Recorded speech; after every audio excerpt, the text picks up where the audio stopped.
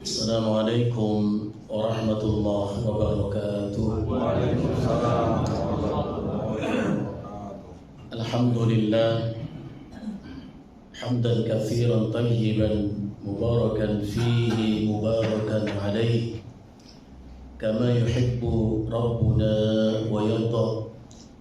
Asyhadu an la ilaha illallah wahdahu la syarika lah, lahul asmaul husna was sifatul ula, wa asyhadu anna Muhammadan abduhu wa rasuluh wa habibuhu wa aminuhu ala wahyihi arsalahu kafatan linnasi basyiran wa nadhira wa da'iyan ila Allahi bi'idhnihi wa sirajan munira.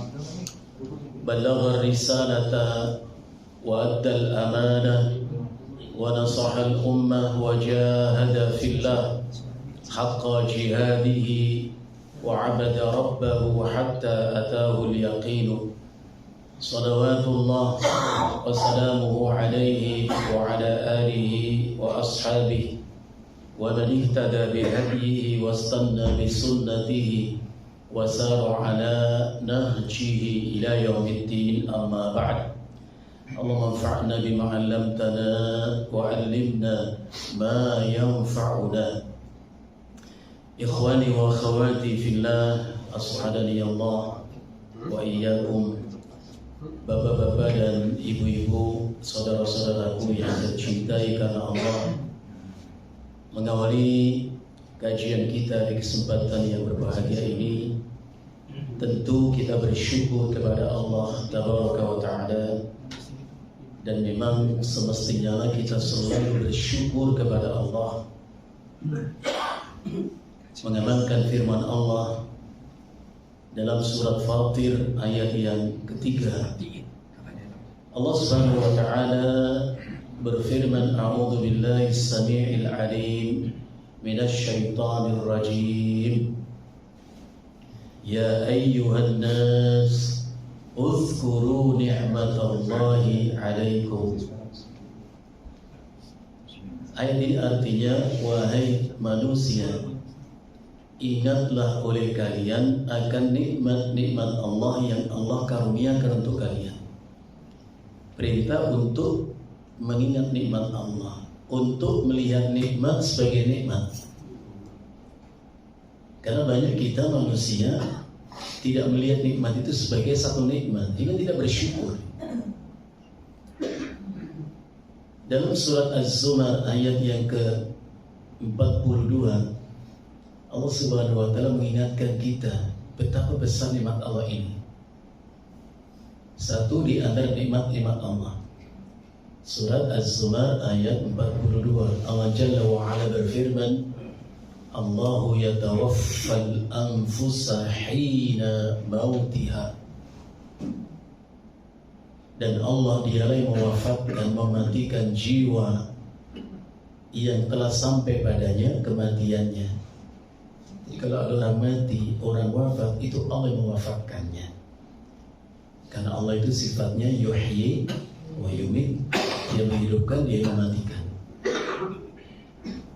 Wallati lam tamut fi manamiha, wa itu ataf, yang artinya dan Allah juga mewafatkan, mematikan jiwa orang yang belum sampai padanya kematiannya, fi manamiha, yaitu di waktu tidurnya.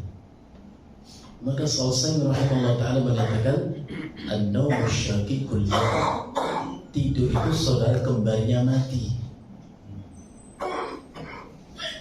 Fayumsikul lati qada 'alaiha al-mauta, maka Allah pun menahan jiwa orang yang telah Allah tetapkan kematiannya. Itu kematian sesungguhnya, tidak kembali ke raga, roh pun terpisah dari jasad. Itulah kematian yang sesungguhnya yang Allah janjikan itu. Kullu nafsin dha'iqatul maut, kematian itu yang dimaksud. Wa yursilul ukhra ila ajalin musamma, dan Allah lepas kembali. Al-irsal itu dilepas kembali setelah tahan. Masya Allah. Dan Allah lepas kembali jiwa yang lain yang belum Allah takdirkan kematiannya. Sampai kapan, pertanyaan kita harus dimuncul, sampai kapan? Allah menjawab, ila ajalin musamma, sampai batas waktu yang ditentukan, gak selamanya. Jadi kita mesti sadar akan ada satu waktu nanti kita rebahkan tubuh kita di atas pembaringan kita, kita pejamkan mata kita, dan demi Allah tak mampu kita bangkit bangun di tempat itu selama-lamanya, sampai diusung jasad ini ke tempat pemandiannya. Tak mampu lagi kita membuka mata kita setelah kita pejamkan mata saat itu. Ujung ayat ini Allah ingatkan kita, inna fi dzalika laayatil liqaumin yatafakkarun. Sungguh pada yang demikian itu terdapat ayat. Ayat itu tanda, ayat itu bukti akan sempurnanya kehendak dan kuasa Allah. Untuk siapa? Liqaumin yatafakkarun, bagi orang yang memikirkan itu. Ya. Jadi mengenal Allah itu dengan membaca ayat-ayat kaumnya seperti ini. Nah, kalau tidur kemudian bisa bangun, sehat tubuh kita, itu nikmat, pasti bersyukur. Pasti bersyukur. Lisan tak susah untuk mengucapkan alhamdulillah alladzi ahyana ba'dama amatana wa ilaihin nusyur. Lisan kita ucapkan, hati sadar segala puji bagi Allah yang telah hidupkan kembali kami setelah Ia matikan kami, dan kepadanya kami akan dikembalikan. Andai setiap suap makan yang masuk ke mulut kita sedap, lezat rasa di lidah kita, kenyang dengannya perut kita, itu nikmat, pasti bersyukur demi Allah. Andai setiap teguk air minum yang basuh dahaga kerongkongan kita, itu nikmat, pasti bersyukur demi Allah. Sehingga lisan pun tak susah untuk mengucapkan alhamdulillah. Lagi-lagi alhamdulillah alladzi at'amana wa saqana wa ja'alana minal muslimin.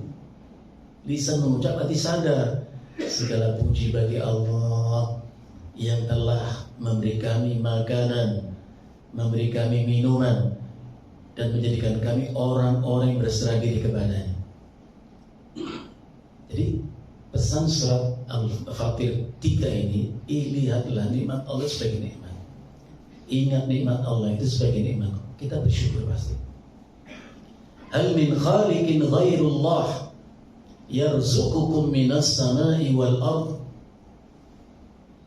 Allah tantang kita yang suka ingkar kepada nikmat Allah itu. Hal min khaliqin, lantas apakah ada pencipta selain Allah? Ada ilah selain Allah? Yarzuqukum minas samai wal ardi, yang memberimu rizki dari langit dan dari bumi. Ada selain Allah.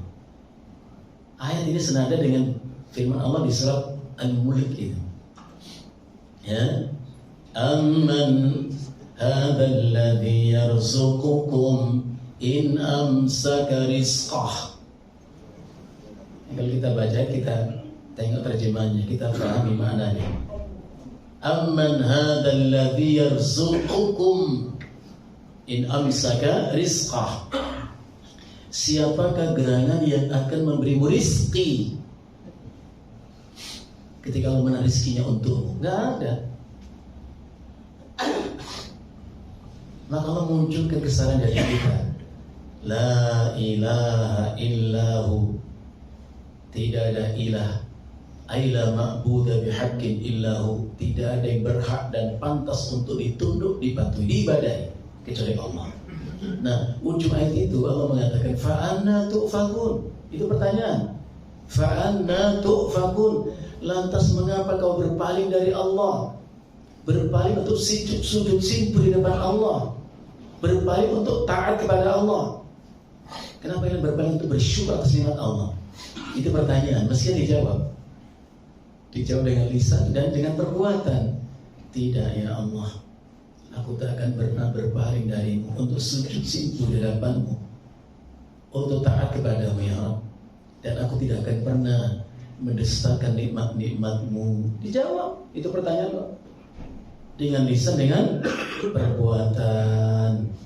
Nas'alullah al-'afwa wal-'afiyah. Mudah-mudahan Allah Subhanahu wa taala senantiasa membimbing kita untuk pandai-pandai bersyukur kepadanya atas nikmat yang dianugerahkan untuk kita dan untuk kedua orang tua kita, membimbing kita untuk beramal salih, amal yang diridhoinya, dan semoga kelak dengan rahmatnya Allah kumpulkan kita bersama hamba Allah yang salih. Seperti doa indah yang diucap Nabi Sulaiman alaihissalatu wassalam. Dalam doanya Sulaiman alaihissalam mengucapkan, Rabbi auzi'ni an ashkura ni'mataka allati an'amta alayya wa ala walidayya wa an a'mala salihan tardahu wa adkhilni birahmatika fi ibadika salihin. Rabbi auzi'ni. Al-Imam Ibn Katsir mengatakan auzi'ni itu artinya alhimni, bimbing aku ya Allah ya Rabb, an ashkura nikmatak, agar ku selalu bersyukur atas nikmat-nikmatmu. Tak satu nikmat pun melainkan sertai dengan syukur. Syukur nikmat itu. Subhanallah Bapak Ibu, kita tidak akan pernah mampu bersyukur atas nikmat Allah dengan sebenar-benarnya syukur. Masya Allah.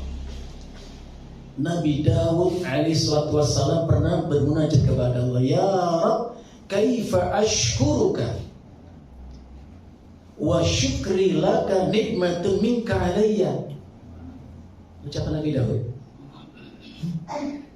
Ya Rabb, bagaimana mungkin aku bersyukur atas nikmat-nikmatmu, sedangkan syukurku itu saja sudah merupakan nikmatmu bagiku. Jadi nikmat bukan sekedar pemberian Allah, kemampuan bersyukur itu sudah nikmat. Subhanallah, kita mesti sadar. Bagaimana mungkin ya Rabb aku mensyukuri nikmat-nikmatmu, sedangkan syukurku atas nikmatmu itu saja sudah merupakan nikmatmu untukku.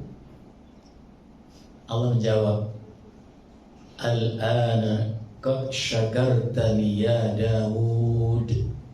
Sekarang kau sudah bersyukur kepada wahai Dawud.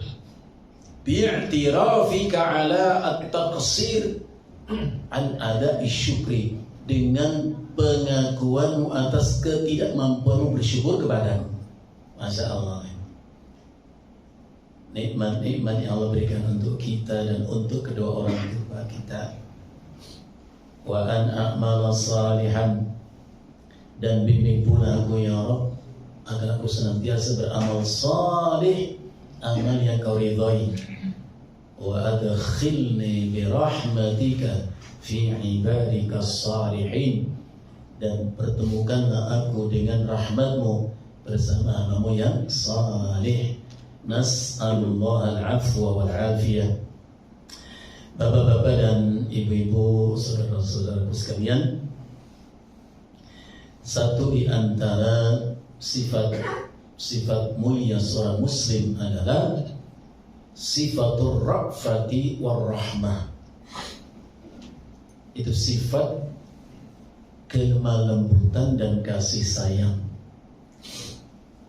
Itu salah satu yang sifat mulia seorang muslim dan muslimah.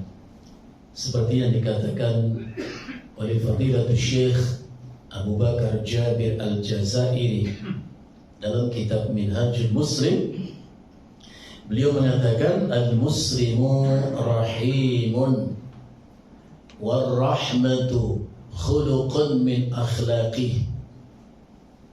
Seorang muslim atau muslimah itu adalah orang yang penuh kasih sayang dan kelemah lembutan. Rasa sayang dan lemah lembut itu merupakan akhlak di antara akhlaknya itu. Masya Allah. Dari mana sumber daripada sifat lemah lembut itu, dari mana? Tentu itu merupakan ta'assiyan wa iqtidaan bi Rasulillah sallallahu alaihi wasallam. Sifat itu muncul karena seorang muslim mencontoh dan menteladani Rasul Sallallahu Alaihi Wasallam. Seorang Muslim sadar betul dan yakin betul ya, Rasul itu dihadirkan dalam kehidupan kita sebagai uswah hasanah, qudwah salihah. Rasul itu contoh yang sempurna, teladan yang paripurna bagi seorang Muslim. Bukankah Allah berfirman, laqad kana lakum fi Rasulillahi uswatun hasanah. Sungguh ada untuk kalian pada Rasul itu contoh yang baik. Kalau Bapak Ibu ditanya, sisi manakah daripada Rasul kita contoh?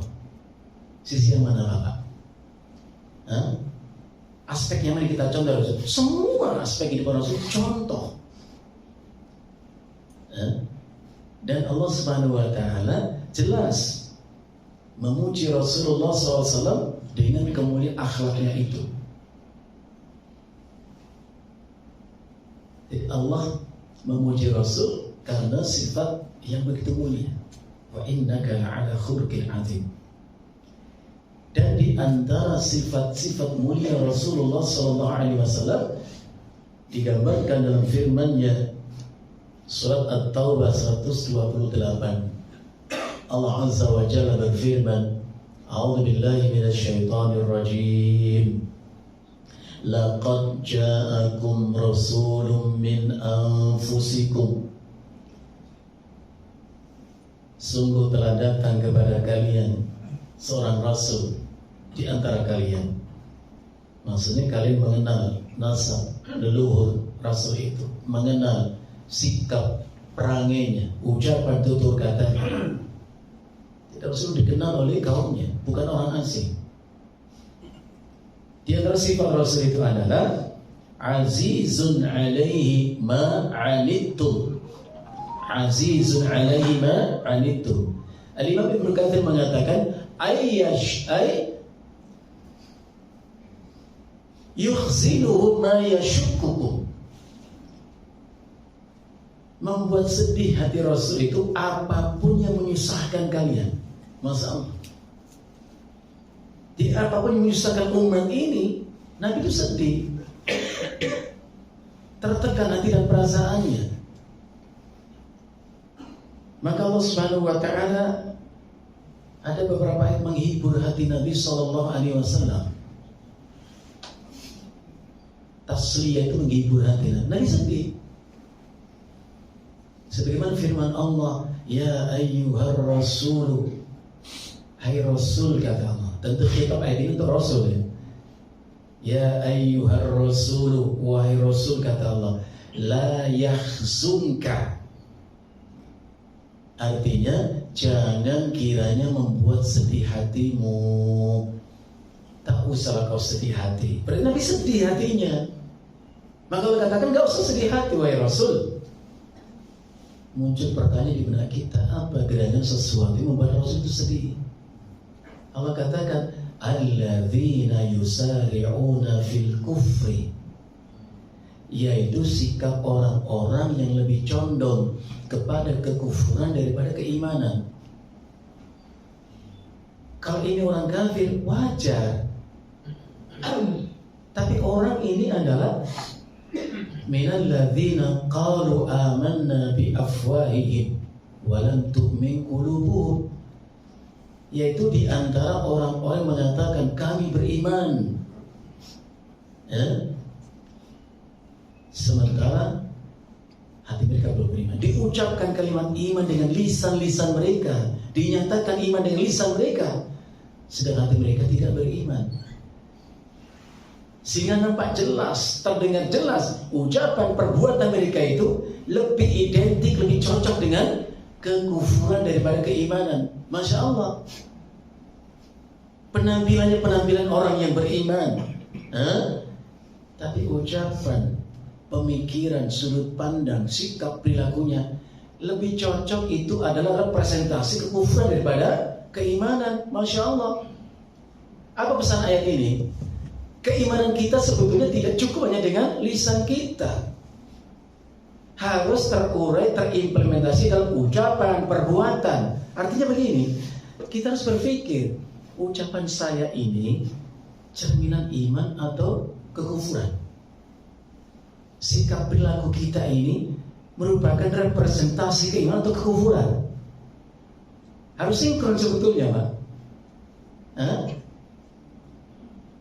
Makanya Rasulullah pernah mengatakan, ya ma'syara man amana bilisani wa lam yadkhulil imanu fi qalbi. Wahai orang-orang yang beriman sekedar dengan lisannya,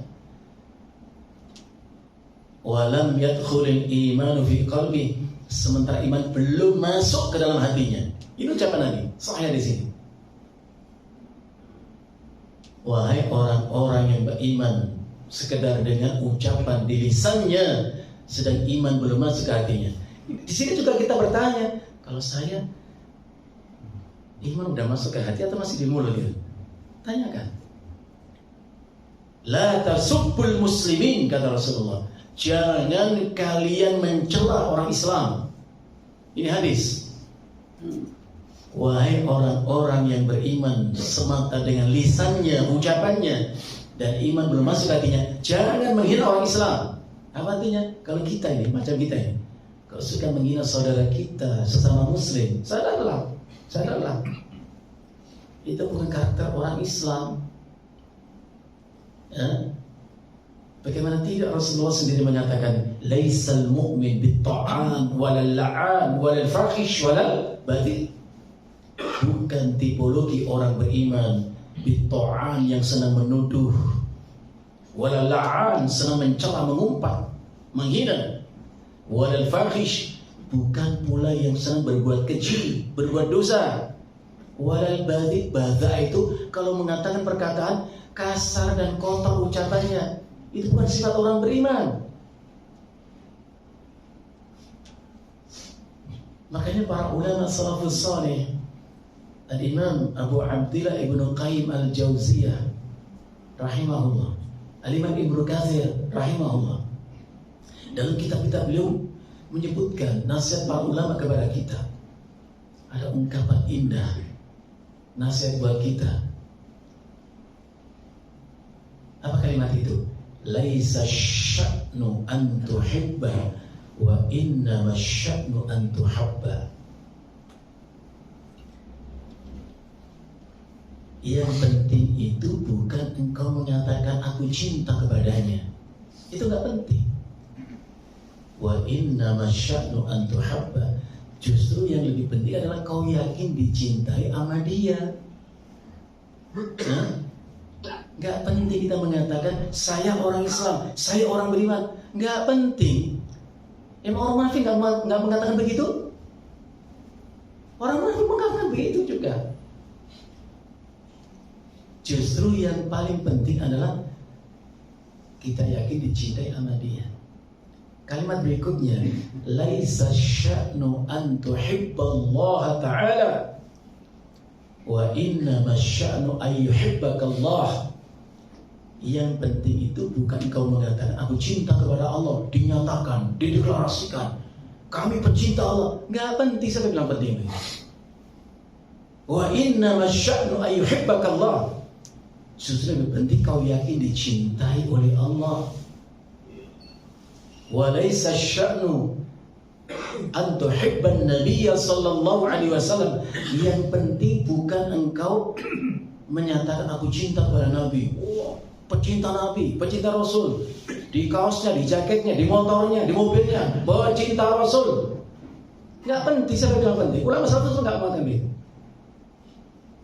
Itu klaim. Itu iddi'at, ngaku-ngaku. Wa inna masya'nu ayyuhibbakan nabiyyu sallallahu alaihi wasallam. Justru yang lebih penting adalah kau yakin dicintai oleh Rasulullah sallallahu alaihi wasallam. Itu nama ajarkan kepada kita seperti itu. Karena banyak orang mengaku beriman, ucapannya, perbuatannya lebih mirip kekufuran daripada keimanan. Nabi sedih. Bahkan dalam hadis yang dikeluarkan Imam Muslim dalam kitab sahihnya dari Abi Hurairah radhiyallahu anhu, Jangan ragukan cinta Nabi kepada kita. Kita nggak cinta kepada diri kita sendiri. Ada yang mencintai Nabi, sama diri kita nggak cinta kok kita. Nabi sangat-sangat cinta kepada kita. Rasulullah SAW dalam hadis yang dikeluarkan oleh Imam Muslim dalam kitab Sahihnya nomor 2285 dari Abi Hurairah radhiyallahu anhu di hadis ini. Rasulullah SAW bersabda, "Innama mathali wa mathalukum." Sesungguhnya perumpamaan aku dan kalian, kata Nabi, antara Rasulullah dan kita umatnya, kamathali rajulin istauqada nara, sama halnya dengan seorang laki-laki dalam kegelapan malam, dinginnya udara di malam itu, laki-laki itu menyalakan api untuk penerangan atau memberikan sedikit kehangatan api itu. Ketika api itu sudah menyala, kata Nabi, faja'alat al-janadibu wal farashu yaqa'na fiha. Nyala api yang terang itu menyebabkan serangga, hewan-hewan kecil di malam hari itu berjatuhan mati terpanggang dalam panas api. Kenapa? Karena mereka nggak paham. Kupu-kupu, belalang gitu, nggak ngerti kalau api itu panas dan membakar, berjatuhan terpanggang mereka itu. Rasulullah kemudian mengatakan, wa ana akhidun bi khujazikum, dan aku pun memegang kuat, menggenggam erat ikat pinggang kalian. Ini kinayah, kata kiasan. Jadi Nabi menggambarkan umat ini karena kebodohan, ketidaktahuannya banyak melakukan amalan-amalan yang akan menyebabkan masuk neraka. Maka ditahan oleh Nabi ikat pinggang kita supaya nggak masuk neraka itu. Diingatkan ini haram, ini haram, ini perintah, diingatkan semuanya. Ujung dari situ Rasulullah mengatakan, wa antum tafallatuna min yadayhi, tapi kalian meronta-ronta sehingga lepaslah kalian dari genggaman tanganku. Bagaimana kita sayang kepada kita? Rasul sayang kepada kita, kita yang tidak sayang kepada diri kita, lain kepada Rasul. Andai kita cinta kepada Allah dan Rasulnya, tentu taat kita kepada Allah dan Rasulnya, tidak membangkang, tidak membantah. Ya. Jadi Allah menyatakan, azizun alaihi ma anittum. Rasul itu terasa berat yang dirasakan di hatinya, apapun menyusahkan kalian. Harisun alaikum, sangat kuat keinginan Rasul itu atas keimanan kalian. Karena dengan iman kalian selamat, kata Nabi. Selamat dengan iman. Ujung ayat itu Allah mengatakan, bil mu'minina raufur rahim. Rasul itu terhadap orang-orang beriman raufun. Rauf itu dzu ra'fah. Ra'fah itu ketajaman perasaan. Jadi seorang muslim semestinya begitu ya, bisa menimbang rasa, menakar perasaan orang lain. Itu namanya ra'fah. Dia tidak akan mengatakan satu kata pun yang ia tahu itu akan menyakiti dan melukai hati dan perasaan orang lain. Gak akan diucapkan. Dia tidak mungkin melakukan satu tindakan yang dia tahu itu akan mendzalimkan, gak akan dilakukan. Itu sifat ra'fah namanya, kepekaan rasa lah. Ya. Ar-Rahim artinya dzur rahmah, penuh kasih sayang. Selanjutnya Al-Mu'allif rahimahullah ta'ala mengatakan, idh mansya'ur rahmati, dan perlu diketahui sifat lemah lembut dan kasih sayang itu dari mana munculnya, yaitu safa'un nafsi, berangkat dari kebeningan jiwa dan kesucian hati. Jadi hanya bila kita punya jiwa yang bening, hati yang bersih, muncul sifat ra'fah dan rahmah. Kita periksa hati dan jiwa kita, bersih beningkah hati dan jiwa kita ini atau kotor. Maka itu perintahkan kita bersih-bersih, bukan hanya fisik kita, ruhiyah kita dibersihkan. Maka Allah berfirman, qad aflaha man zakkaha. Dua alangkah beruntungnya orang selalu mensucikan jiwanya, mentazkiyah, tazkiyatun nafs. Wa qad khaba man dassaha. Dan alangkah celaka hina orang mengotori dan atau membiarkan kotor jiwanya. Maka Rasulullah sendiri berdoa minta kepada Allah, Allahumma ati nafsi taqwaha wa zakkiha anta khairu man zakkaha anta waliyuha wa maula. Lupa Pak? Nggak apa Pak? Ya apa itu atau lupa? Saya pernah dengar cuman lupa. Makanya dia dibaca terus ini sama nggak lupa Pak. Ini doa indah, doa Nabi. Jiwa kita itu mempunyai dua sifat, fujur, sifat takwa. Fujur itu potensi untuk menjadi orang jahat, orang buruk. Fajar itu jahat. Banyak orang disebut Allah dengan fujar. Ya. Wa innal fujjar lafi jahim. Fujar itu orang punya sifat fujur. Takwa sifat mulia. Nah kita lihat dari dua kutub itu, imma fujuran wa imma taqwa. Maka Rasul berdoa, Allahumma ati nafsi taqwaha. Ya Allah, hadirkan untuk jiwaku ini sifat takwanya. Wa zakkiha, dan sucikan ya Allah jiwa ini dari sifat fujurnya.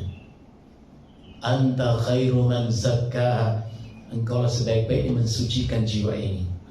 Anta waliyuha wa maula, kau pemilik dan pelindungnya. Maka seorang muslim, kata Syekh Abu Bakar rahimahullah, ketika berupaya untuk menebarkan kebaikan-kebaikan, banyak beramal salih, wa bati'aduhu 'ani syarri, dan menjauhi semua bentuk keburukan-keburukan, ucapan, perbuatan, sikap, laku dijauhi. Ya, dijauhi keburukan-keburukan itu. Wastinabu al-mafasid, dan berusaha untuk menjauhi al-mafasid. Mafasid itu lawan kata masalih. Kalau maksud itu masalah kebaikan-kebaikan, kemanfaatan, mafasid kerusakan. Dijauhi Pak. Coba Bapak Ibu renungkan, kalau kita ada di mana menimbulkan masalih atau mafasid, ya, memberi kemanfaatan, kemudaratan. Jadi jangan posisikan diri kita sebagai ancaman bagi orang lain. Gara-gara kita ngomong, rusak hubungan kita dengan orang lain. Gara-gara perbuatan kita, orang terlalu. Itu namanya mafasid. Jangan berbuat kerusakan. Ucapan kita merusak hubungan baik dengan orang lain. Perbuatan kita, jangan, itu mafasid namanya. Jadi seorang muslim, kata beliau, selama ia berupaya untuk selalu menebarkan kebaikan, banyak beramal salih, menjauhi keburukan-keburukan dan al-mafasid tadi, huwa daiman fi taharati nafsin wa tibi ruhin, maka itu menunjukkan bahwa jiwanya betul-betul bening, hatinya bersih. Jadi kalau kita ingin tahu hati kita bersih atau tidak, tengok saja ucapan perbuatan kita. Hanya hati yang bersih, jiwa yang bening, yang keluar itu adalah kebaikan-kebaikan. Kalau hatinya itu kotor Pak Ibu, yang keluar itu keburukan. Maka Rasulullah ingatkan kita, la yastaqimu imanu 'abdin hatta yastaqima qalbuhu, wa la yastaqima qalbu hatta yastaqima lisanuhu. Nabi mengatakan tidak akan baik iman seseorang sampai baik itu hatinya, dan hati seseorang pun tidak akan pernah baik sampai terdengar baik ucapan dan tutur katanya. Sampai sini kita merenung, kalau saya, kita ini kalau ngomong ini baik atau tidak baik? Ya? Bapak Ibu gimana? Kalau ngomong itu baik atau tidak? Jangan bertanya kurang baik apa saya. Orang yang tahu kebaikan kita, orang yang tahu kebaikan kita, bukan mengklaim saya orang baik. Masya Allah. Ada seorang laki-laki di antara sahabat Nabi, ya Rasulullah, Alimni amalan yudkhiluni al-jannah. Wahai Rasulullah, ajarkan untukku amalan yang mengantarkan aku ke surga. Apa pesannya di sini? Surga dan kenikmatannya hanya bisa didapatkan dengan amal, bukan dengan angan-angan. Maka laki-laki itu mengatakan, alimni amalan yudkhiluni al-jannah. Ajarkan aku suatu amalan yang mengantarkan aku ke surga. Rasulullah menasihati pendek nasihatnya. Kun muhsinan. Jadilah kamu orang yang baik. Jadilah orang yang baik. Kenapa? Karena di surga itu orang yang baik-baik, Pak, Ibu. Coba tengok surat Al-Zariyat. Tengok surat Al-Zariyat. Allah ingatkan kita, Pak. Inna lil muttaqina 'inda rabbihim jannatin wa uyun. Untuk orang-orang yang bertakwa kepada Allah Rabbnya itu nanti ditempatkan di surga-surga, terdapat padanya mata air. Akhidina ma atahum rabbuhum. Di surga itu mereka memperoleh kenikmatan yang Allah berikan untuk mereka. Yang menarik itu kalimat berikutnya. Mana siapa mereka itu? Siapa di surga itu? Allah mengatakan, innahum kanu qabla dzalika muhsinin. Orang-orang di surga itu dulu semasa di dunia orangnya baik-baik. Masya Allah, itu ayat, Pak. Orang di surga itu dulu semasa di dunia orangnya baik-baik, muhsinin. Maka Nabi katakan kun muhsinan, jadi kamu orang yang baik. Kalau ingin masuk surga jadi orang yang baik. Sahabat itu bertanya, wa kaifa a'rifu anni muhsinun? Lantas bagaimana saya tahu ya Rasulullah kalau saya ini orang baik? Saya tahu dari mana saya orang baik? Maka Rasulullah mengatakan, is'al jironaka. Tanyakanlah kepada tetanggamu, kepada orang dekatmu, kawan karibmu. Tanyakan. Istri anakmu tanyakan. Kata orang bertanya kepada orang dekatnya, maaf Pak, menurut Bapak saya orang baik atau bagaimana? Enggak ada masalah. Fa in qalu innaka muhsinun fa anta muhsin. Kalau ternyata mereka mengatakan kau orang yang baik, berarti kau memang orang baik. Jadi masalah kebaikan itu orang lain, bukan kita. Pakai tanya lagi, kurang baik apa saya? Udah aku kurang kan baiknya. Kurang baik apa saja? Berarti kan aku kurang baiknya. Pakai tanya pula. Wa idza qalu innaka musiun fa anta musiun. Kalau mereka katakan orang buruk, kau memang orang buruk. Jadi jangan takut kalau orang mengatakan kau buruk, tidak ada masalah. Coba perhatikan, Umar bin Khattab radhiyallahu an pernah mengatakan, rahimallahu ra'an ahda ilaina uyubana, kata Umar. Amirul Mukminin radhiyallahu an mengatakan, rahimallahu ra'an, semoga Allah merahmati seseorang. Siapa? Ahda ilaina uyubana, yang mau menunjukkan kepadaku aib dan kekuranganku. Umar senang kalau ditunjukkan aib dan kekurangannya. Kalau kita kan marah. Gimana nggak marah? Saya dikata-katain, saya dihina. Menghina itu artinya menyebutkan keburukan. Sebagaimana memuji itu menyebutkan kebaikan. Maka saya mengatakan, orang yang benci kepada kita boleh jadi dia jujur dalam mencela kita, menyebutkan keburukan kita, mungkin jujur. Kenapa? Orang yang benci kepada kita, Bapak Ibu, nggak pernah lelah mencari keburukan kita.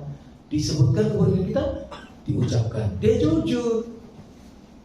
Sebaliknya, orang yang cinta kepada kita mungkin dusta dalam pujian sanjungan untuk kita. Maka jangan senang disanjung, dibohongi senang. Padahal Bapak memuji dengan pujian yang tidak proporsional, itu menghina namanya. Sadar gak kita? Memuji dengan pujian tidak proporsional itu menghina. Contoh biar jelas. Kulit kita hitam ini, Orang bilang, Masya Allah kulitmu putih. Bapak senang dibilang putih? Faktanya hitam? Itu menghina namanya. Kok senang? Lihat kulitku ini, kau bilang putih. Menghina ya? Hidung pesek bilang, oh mancung. Hah? Masya Allah, itu menghina, sadarlah itu menghina. Karena pujian tidak proper ya. Ibu cantik, hah? Cantik. Melek dong matamu, lihat apa? Jadi jangan suka dipuji gitu. Jangan takut pula dicaci. Sama sebetulnya. Para ulama kita mengajar ikhlas itu adalah apa? Ukuran ikhlas. At-tasawi bainal madhi wad dhammi. Ikhlas itu bila kita mampu menyamakan rasa. Ikhlas itu sama rasa antara pujian dan cacian, sanjungan dan ceramah sama dirasakan, baru ikhlas namanya. Jadi jangan senang pujian, takut dicaci. Orang nyanyi itu jujur kok. Tadi bilang orang kok pelit, kok dibilang pelit? Emang sih gitu. Itu tidak apa masalahnya. Jadi mencela itu artinya menyebutkan keburukan, memuji artinya menyebutkan kebaikan. Maka orang-orang yang beriman, orang-orang Islam, kata Syekh Abu Bakar, selama begitu sifatnya, senang berbuat baik, banyak beramal saleh, menjauhi keburukan dan kemafsadatan seperti itu, maka sifat rahmah itu selalu ada di hatinya, menjadi sifat dan karakternya. Oleh karena itu setiap muslim pasti yuhibbu ar-rahmata, mencintai sifat rahmah itu. Makanya Rasulullah SAW menyatakan, la tunza'ur rahmatu illa min syaqiyyin. Kata Nabi, tidaklah dicabut dan dihilangkan sifat rahmah dari hati seseorang, melainkan orang itu pasti orang hina. Jadi orang Islam itu senang memelihara, mempertahankan sifat rahmah ini. Karena ketika sudah hilang, maka hina dia, bukan mulia. Bapak Ibu saya muliakan, Muawiyah bin Abi Sufyan radhiyallahu anhu. Muawiyah seorang penguasa, ditanya kekuasaan. Bayangkan, orang semulia beliau dimaki-maki, dikata-katain, dihina. Beliau mendengar, Pak. Jadi kita harus belajar. Orang menghina kita, jangan lari, jangan pergi, Pak. Coba dengarkan. Dengarkan. Jangan tutup telinga. Kalau Pak bagaimana Pak dihina orang? Kabur Pak ya? Belajar untuk mendengarkan. Perih dan pahit memang. Kalau perih dan pahit itu obat, kenapa tidak? Muawiyah diam, didengar.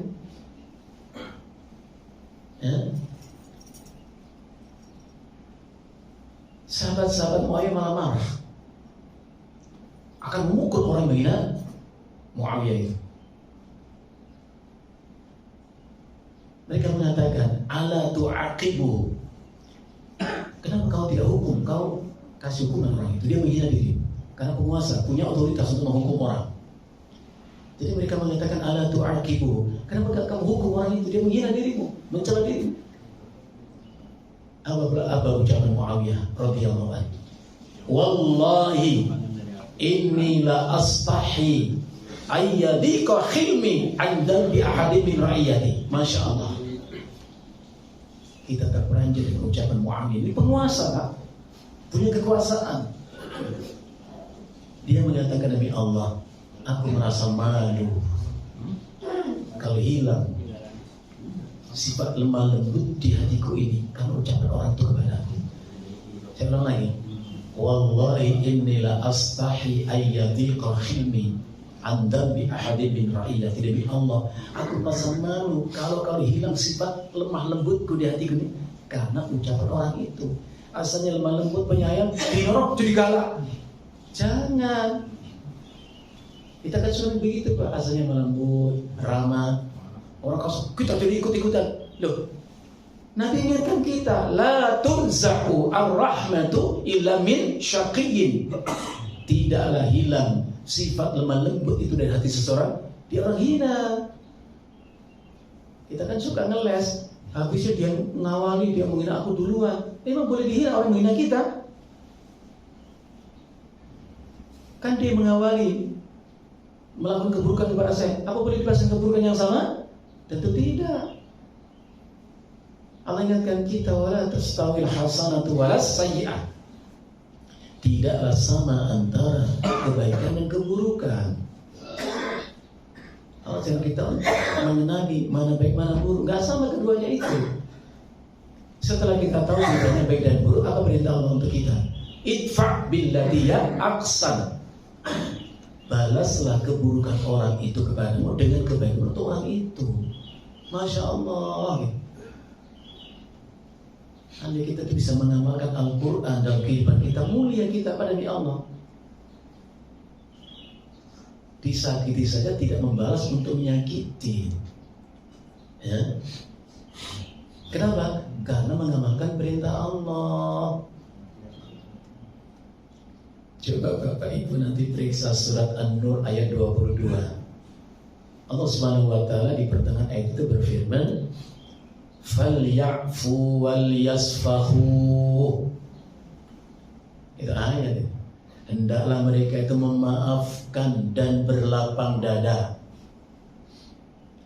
Perintah memaafkan berarti untuk orang yang disakiti. Hanya orang yang disakiti bisa memaafkan. Yang menyakiti gak usah memaafkan, justru harus minta maaf. Orang yang menyakiti mestinya minta maaf. Yang disakiti memberi maaf. Perintah Al-Quran adalah memberi maaf. Coba Bapak dan Ibu, saya bertanya, Bapak Ibu lebih sering mana? Memaafkan atau dimaafkan? Atau minta maaf? Memaafkan, dimaafkan atau minta maaf? Kalau Bapak sering minta maaf, berarti banyak berbuat kesalahan itu. Walaupun masih bagus sih sadar akan kesalahannya, akan lebih baik adalah memaafkan. Dan tolong kita ingat baik-baik, menghindari kesalahan jauh lebih baik daripada meminta maaf karena satu kesalahan. Minta maaf itu baik, Pak, tapi jauh lebih baik menghindari kesalahan. Ya? Jadi menghindari kesalahan ucap dan perbuatan lebih baik daripada minta maaf karena kesalahan. Mana dalilnya? Rasulullah mengatakan, wala takallam bikalamin ta'tadiru minhu. Jangan engkau mengatakan satu perkataan sekalipun yang karenanya kau merasa bersalah dan minta maaf. Bagus sih, baik. Cuma jauh lebih baik kalau hati-hati dalam ucapan. Ya, asal ngomong salah, minta maaf lagi. Ngomong salah lagi, minta maaf. Jangan. Jadi hati-hati. Ya, dari satu kesalahan itu lebih baik daripada minta maaf karena suatu kesalahan. Gitu ya. Jadi orang Islam, orang beriman itu senang sifat rahmah, wa yabdhuruha, dan selalu diimplementasikan. Ya, ucapannya menunjukkan kasih sayang, kelemah lembutan, perbuatan itu demikian. Wa yusi biha, dan saling menasehati untuk memiliki sifat rahmah, kasih sayang. Sebagaimana firman Allah dalam surat Al-Balad ayat yang ke-17. Allah Subhanahu wa taala berfirman, "Tsumma kana minal ladzina amanu wa tawasaw bis sabri wa tawasaw bil marhamah." Kemudian di antara orang-orang beriman itu kata Allah, mereka saling berwasiat, at-tawas itu saling menasihati, bis sabri, untuk selalu dalam kesabaran. Jangan pernah kehilangan sabar, Pak. Sabar kita suka hilang ya Pak. Duitnya sih gak pernah hilang. Pinter merah itu nyimpan duit itu. Sabarnya suka hilang ya. Jadi jangan sampai hilang kesabaran itu. Amalkan firman Allah, isbiru wasabiru warabitu. Sabarlah, senantiasa sabarlah, dan siap-siap siagalah. Siap-siap siagalah, akan kau dapati sesuatu yang akan memancing amarahmu. Nah, tak. istri ngomong begini, mancing-mancing, saya katakan lagi, saya tahan gitu. Itu namanya murabatoh. Ya, walaupun manasal murabatoh itu, ribat itu siaga di perbatasan perang. Tapi secara umum siap-siap. Akan kita dengar ucapan perkataan siapapun. Akan kita lihat perilaku seseorang, membuat kita akan marah, hilang sabar kita. Siap-siap untuk memaafkan ini. Ya. Apa itu sabar? Apa itu sabar? Al-Imam Ibnu Qayyim Al-Jauziyah rahimahullah ta'ala mengatakan, as-sabru, sabar ialah habsun nafsi 'anil dhajari wal lisani 'anit tasyakki. Kita kadang enggak dijelaskan sabar menang, diem, enggak. Hanya itu mana sabar. Sabar itu artinya habsun nafsi 'anil dhajari, menahan diri untuk tidak menampakkan kegelisahan hati secara berlebih. Gelisah sifat manusia kan? Gelisah itu sifat manusia. Kan begitu Allah katakan, innal insana khuliqa halu'a. Halu'a itu begitu. Banyak membuat dia itu gelisah, sedih, galau begitu. Tapi jangan berlebihan, biasa saja. Jadi menahan diri untuk tidak menampakkan gelisah hati secara berlebih. Dan menahan lisan dari berkeluh kesah. Maka kalau kita lihat orang kok tenang, senyum, ya, kelihatan bahagia, tidak berarti dia tidak punya masalah. Tapi dia orang hebat, orang yang tangguh, mampu meredam gejolak di hatinya itu dengan tidak berkeluh kesah. Jadi jangan suka kita keluh kesah. Sama teman berbagi derita, berbagi susah, jangan. Kalau mau mengadu kepada Allah, sebut saja Nabi Ya'qub alaihi salatu wassalam, dalam sedih hatinya beliau mengatakan apa? Ashku basi wa khuzni ila Allah. Aku adukan segala keluh kesahku, duka itu kepada Allah. Dalam sholat kita mengadu kepada Allah, bukan kepada orang lain. Pak, gimana saya dong Pak? Pusing saya, kenapa? Saya gak punya uang. Kata teman kita, sama. Dia aja gak sedih, biasa saja. Kenapa kita kok begitu galau, mondar mandir? Biasa saja Pak, hidup itu begitu memang. Itulah sabar. Saya mengatakan, dalam hidup ini Bapak Ibu, terkadang kita menginginkan sesuatu.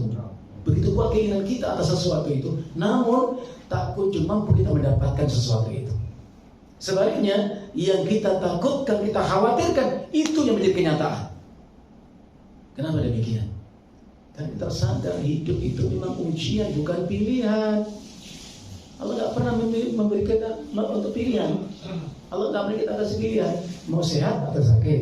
Ayo pilih. Mau kaya atau miskin? Pilih. Gak ada. Mau hidup atau mati? Gak ada pilihan. Hidup itu adalah ujian.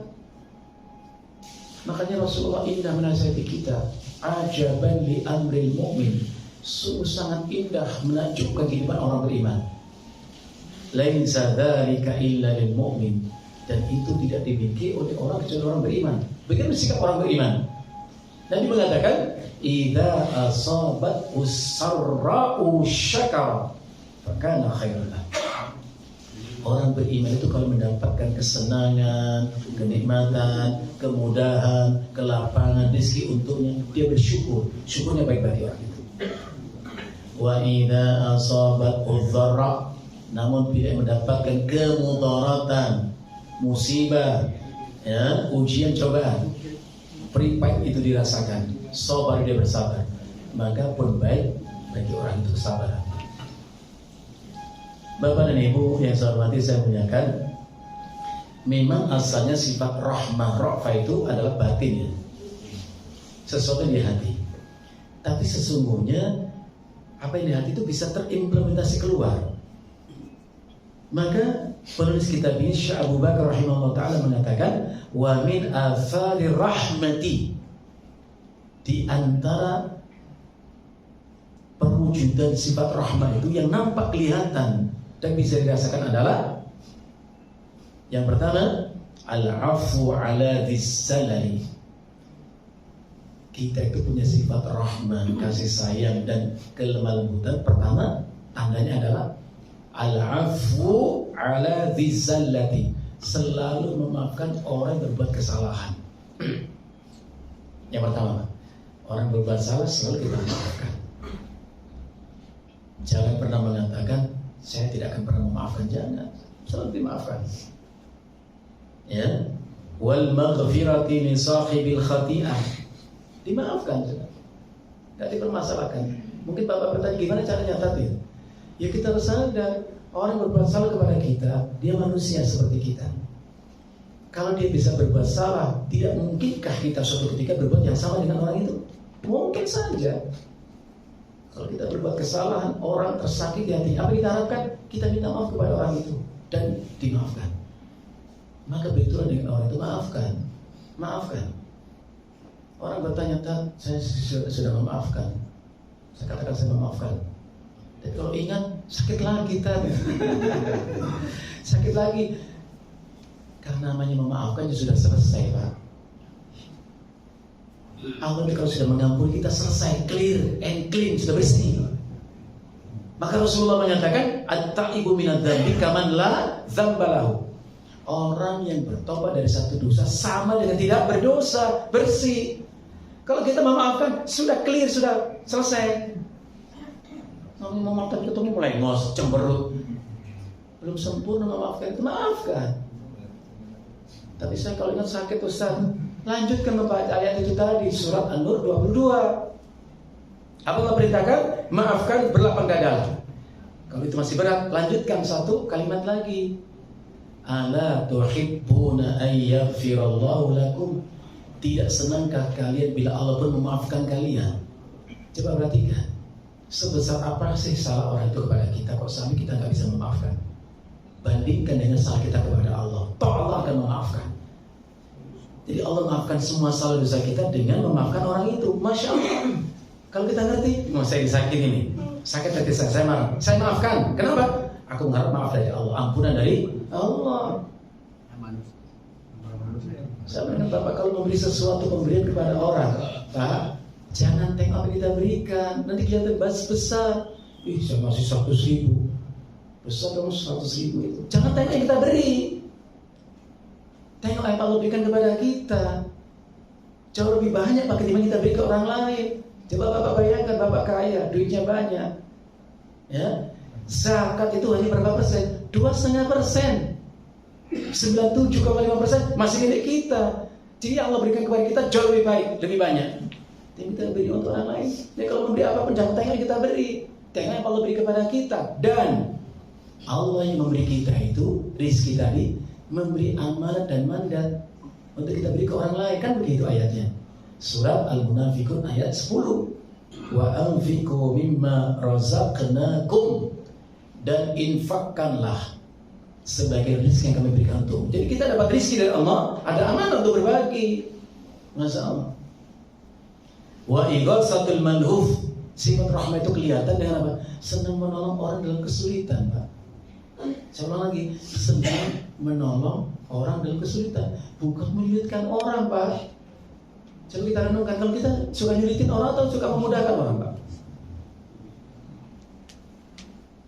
Padahal Rasulullah mengatakan, man yassara musliman, siapa yang memudahkan seorang muslim, yassarahullahu yaumal qiyamah, Allah mudahkan untuknya tidak hari kiamat. Jangan suka nyusahin orang, Pak. Ya Allah. Wa musa'adatul dhaif, suka membantu orang yang lemah apapun, lemah fisik, lemah ekonomi, lemah apapun dibantu kalau kita mampu. Wa it'amul ja'i, senang memberi makan orang yang lapar. Wa kiswatul 'ari, ini orang kok telanjang enggak punya pakaian, kasih dia pakaian. Wa mudawatul marid, ini orang sakit apa Bapak Ibu, dikasih obat, diobati atau diantarkan berobat. Itulah sifat ra'fah, rasa empati, Pak, dengan orang lain, Pak. Wa muwasatul hazin, dan menghibur orang sedang berduka. Jadi punya empati, punya simpati, orang senang, kita merasakan kesenangan. Kita doakan barakallahu laki. Orang sedih, kita bersedih, kenapa sih? Ya, kenapa kau sedih? Jadi ada ikatan rasa. Itulah sejatinya sifat ra'fah dan rahmah. Dan itu merupakan sifat mulia orang-orang yang beriman dan orang-orang Islam. Jadi andai kita bisa mengamalkan ayat dan hadis itu, betapa mulia hidup kita, Pak. Bukannya baik untuk kita, tapi menebarkan kebaikan untuk orang lain. Saya kira ini Bapak, Ibu, sementara yang kita bahas masih banyak dijelaskan di sini oleh Al-Mu'allif rahimahullah ta'ala. Tapi mudah-mudahan yang singkat yang kita bahas ini cukup memotivasi kita untuk menjadi orang yang baik, orang yang penuh kelemah lembutan dan kasih sayang. Nas'alullah al-'afwa wal 'afiyah. Sebelum kita tutup kajian kita pada kesempatan pagi hari ini, mungkin dari tadi apa yang kita uraikan, kita bahas bersama, ada yang mau ditanyakan? Monggo silakan. Gimana Ustaz menghadapi orang yang bersalah tapi nggak merasa bersalah? Nah, barakallahu fikum. Bapak, sudah merupakan sifat manusia itu salah. Lihat ucapan Nabi. Nabi mengatakan kullu bani Adam khata'un. Setiap manusia itu salah. Maksudnya punya kecenderungan salah. Tapi tolong jangan diartikan selalu salah. Karena ada hadis lain Pak yang mengatakan la yaldagul mu'min fi juhrin wahidin maratain. Tidak boleh seorang mukmin jatuh dalam satu lubang yang sama 2 kali. Bayangkan, 2 kali saja jangan. Ini 20 kali, 200 kali jatuh, jangan. Apa artinya? Gak mungkin kita melakukan kesalahan yang sama 2 kali. Itu kata Nabi. Ini berkali-kali, salah mulu gitu kan. Nyakiti orang mulu, jangan. Yang menarik kata Nabi apa? Wa khairul khatta'ina tawwabun. Dan sebaik-baik orang yang salah itu adalah yang bisa memperbaiki kesalahannya. Pertanyaannya, bagaimana kita tahu kita bisa memperbaiki kesalahan? Harus tahu itu salah, Pak. Hanya orang yang tahu kesalahan bisa memperbaiki kesalahan. Maka Bapak jangan takut lihat kesalahan. Salah sama istri, Pak, kalau Bapak gak ngasih duit sama istri, salah gak sih? Salah. Katakan saya salah. Gak ngaku salah, gak pernah kasih duit, minta kopi, minta sarapan. Dari mana itu istri duit? Syekh Utsaimin rahimahullah ta'ala mengatakan, mohon maaf, Syekh Utsaimin mengatakan begini, perempuan istri kita itu boleh mengatakan, punya hak untuk mengatakan, anfik alayya, beri aku nafkah, beri aku uang belanja, autolik atau ceraikan aku, boleh Pak. Sebaliknya ibu dikasih uang belanja sama suami, suami pulang kerja, makanan nggak ada, ini nggak ada, salah itu gitu loh. Jadi hanya orang tahu kesalahan Bapak yang bisa memperbaiki kesalahan. Kita nggak boleh berpikir saya nggak salah, nggak mungkin. Sudah sifat manusia punya kecenderungan salah. Jadi sebaik masalah itu yang tahu kesalahan, tahu salah dan diperbaiki. Wa khairul khatta'ina tawwabun. Sebaik masalah yang tahu kesalahan dan diperbaiki. Repot kalau salah nggak ngaku salah ya repot. Dan jangan pernah menutupi kesalahan-kesalahan yang lain, Pak. Semakin banyak kesalahan kita, ya, jangan menutupi kesalahan-kesalahan yang lain. Satu salah, udah saya salah, saya minta maaf. Insya Allah saya tidak orang, saya keliru. Selesai Pak, orang memaafkan kita, Pak. Kalau disuruh minta maaf, masalah saya apa? Jadi orang itu harus diingatkan, Pak. Dan harus belajar. Dan saya khawatir orang itu adalah kita sendiri, Bapak. Jadi Bapak tanyakan tentang diri kita, mungkin aja gitu, Pak. Ada orang yang salah, aku salah, mungkin itu kita. Nah, kita harus belajar. Jangan takut melihat kesalahan, Pak, untuk bisa diperbaiki. Ya, wallahul musta'an. Ada lagi, Bapak? Nah, tadi di bagian awal kalau kita sebutkan nggak boleh mencaci maki orang Islam. betul. Tapi ukuran Islam yang tidak boleh dicaci maki itu ada batasan nggak? Karena ada juga orang Islam tapi nggak seperti orang Islam. Bahkan ada yang mengatakan nggak seperti ada tokoh yang mengatakan bahwa nggak ada di dalam Quran itu disebutkan nggak ada perintah sholat 5 kali seperti yang disebut kalau jadi orang seperti ini boleh juga nggak kategorikan sebagai Islam yang tidak boleh dibeli atau dicaci maki. Nah, barakallahu fikum. Allah Subhanahu wa ta'ala berfirman, jangan sesama muslim yang berbuat kesalahan boleh dicela, Pak. Jadi jangan biasa mencela. Orang yang tidak beriman Menyembah selain Allah pun nggak boleh dicela. Boleh nggak dicela? Orang nyembah pohon, menyembah apa gitu, boleh kita cela? Tidak. Allah Subhanahu wa taala berfirman, "Wala tasubbul ladzina yad'una min dunillah." Itu ayat. Jangan kalian mencela orang menyembah selain Allah. Secara etikat keyakinan harus kita yakini mereka salah dan sesat. Tapi nggak boleh kemudian diungkapkan dengan ucapan. Ya. Maka Imam Ibnu Qudamah rahimahullah taala mengatakan begini, Pak. Kalau kita melihat saudara kita sama muslim berbuat kesalahan, ya. Yang pertama, sikap kita apa?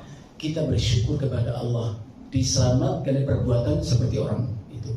Pertama, lihat orang mabuk, lihat orang berbuat apa? Kita bersyukur kepada Allah, dijaga Allah dari perbuatan seperti itu. Yang kedua, al-munaswah, nasihati, Pak. Karena mencela itu nggak ada yang berubah, dinasihati. Nah, itu tadi ayatnya. Orang beriman itu saling menasihati, kesabaran dan penuh kasih sayang. Tahdzir itu bukan mencela, Pak. Tahdzir itu artinya mengingatkan orang, jangan hati-hati kamu dari orang ini karena perbuatannya begini. Bukan menohok orang, itu bukan. Ada istilah tahdzir kan? Tahdzir itu mengingatkan orang lain, kaum muslimin, hati-hati dengan fulan karena dia punya pikiran begini-begini. Bukan menohok orang itu, tidak. Ya. Jadi Rasulullah umum ucapannya, Pak.